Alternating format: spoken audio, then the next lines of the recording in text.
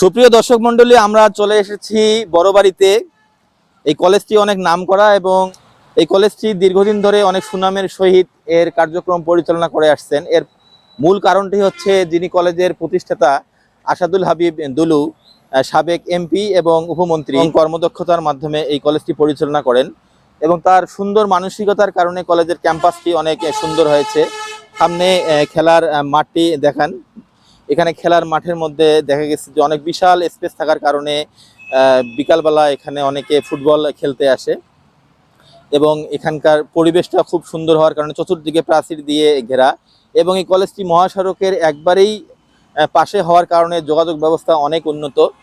এই কলেজটি মহাসড়কের পাশে এবং সড়কের কলেজের যে বাউন্ডারি আছে সামনে হচ্ছে গ্রিল দেয়া আছে এবং চতুর সাইডে হচ্ছে ওয়াল দেয়া আছে এবং ওয়ালগুলো হলো ফাঁকে ফাঁকে গ্রিল দেওয়া আছে। এই জন্য কলেজের সৌন্দর্য আরো বৃদ্ধি পেয়েছে। এই কলেজের পুরাতন যে বিল্ডিংটা এখান থেকে একটু দূরে দেখা যাচ্ছে আম গাছগুলোর ওইদিকে এবং পাশে একটি পুকুর আছে, পুকুরটি মাটি ভরাট করা হচ্ছে। এখানে মাটি ভরাট করা হচ্ছে সম্ভবত এখানে আরেকটি বিল্ডিং হবে। নতুন যে বিল্ডিংটি এখানে স্যাংশন পেয়েছে, বিল্ডিংটা অনেক সুন্দর এবং আধুনিক ডিজাইনে কারুকার্য সম্বলিত একটি কলেজ।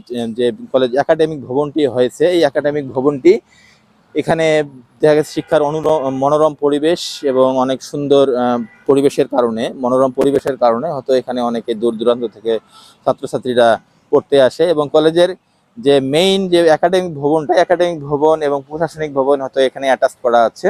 এই একাডেমিক ভবনে প্রশাসনিক ভবনের সামনে যে এত সুন্দর একটি ফুলের বাগান করেছে, এটা আসলে সুন্দর মানসিকতা এবং উদারতার এখানে উনি পরিচয় দিয়েছেন। যাতে মনোরম পরিবেশ না থাকলে আসলে শিক্ষার পরিবেশ তা মনোরম না হলে আসলে ভালো হয় না। এই জন্য উনি অনেক সুন্দরভাবে এখানে একটি মনোরম পরিবেশ তৈরি করেছেন যাতে শিক্ষার্থীদের মানসিক অবস্থার উন্নয়ন ঘটে এবং সুন্দর পরিবেশে তারা আরো শিক্ষা গ্রহণ করতে পারে। দেখেন একটি জবা ফুলের একটি গাছ এবং জবা ফুলের গাছ এবং অন্যান্য ফুলগুলো অধিক সাজানো আছে। মানে এত সুন্দর অ্যারেঞ্জমেন্ট, ফুলের বাগান করার মধ্যেও যে একটা সুন্দর সিস্টেম আছে। আসলে সিস্টেমের সুন্দর না হলে বাগানটি যতই সুন্দর ফুল থাকুক না কেন বাগানের সৌন্দর্য ফুটে ওঠে না। আমরা আপনাদেরকে সেই সিস্টেমটি এখানে দেখানোর চেষ্টা করতেছি।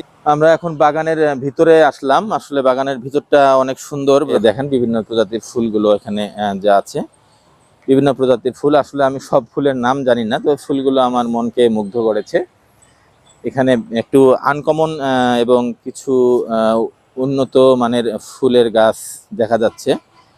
আমার কাছে কিছুটা আনকমন লাগতেছে যে আসলে আমরা তো সবাই বাগান করি সাধারণত গোলাপ দিয়ে, আসলে এখানে গোলাপের গাছ একটিও পেলাম না। কারণ গোলাপের হয়তো এমন কিছু ফুলের গাছ লাগানো আছে যেটা 12 মাসেই যেটা ফুটবে এবং সৌন্দর্য বিকশিত করবে, সেই সমস্ত ফুলের গাছগুলো এখানে দেখতেছি লাগানো আছে। গোলাপ তো আসলে একটা সিজনে হয়, সব সিজনে গোলাপ আসলে আমরা পাই না। এখানে গোলাপের গাছ নাই, কিন্তু দেখা যাচ্ছে যে অন্যান্য যে ফুলগুলো আছে ফুলগুলো হলো 12 মাসে তাদের সৌন্দর্য বিকশিত করে, এরকম গাছ এখানে লাগানো আছে। এবং যে ফুলের পাতাগুলো সুন্দর, কিছু ফুল আছে শুধু ফুলগুলো সুন্দর, পাতাটা খারাপ। কিছু ফুল আছে যেগুলো যেমন গোলাপের গায়ে কাটা আছে। এখন কথা হচ্ছে এখানে গাছ এবং ফুল পাতা সবগুলোই যেন এত সুন্দরভাবে ডেকোরেটেড করা যে আমাদের এখানে যে আসবে তার মন মুগ্ধ হয়ে যাবে। এই হচ্ছে শহীদ আবুল কাশেম মহাবিদ্যালয় বড়বাড়ির। যে মহাবিদ্যালয় আছে সম্পর্কে আমি খুব শর্টলি আপনাদেরকে বলার চেষ্টা করেছি। ভিডিওটি ভালো লাগলে লাইক কমেন্ট করবেন এবং শেয়ার করে সকলকে জানার সুযোগ করে দেবেন। দেখা হবে পরবর্তী কোনো ভিডিও নিয়ে। সে পর্যন্ত সুস্থ থাকুন, সুন্দর থাকুন।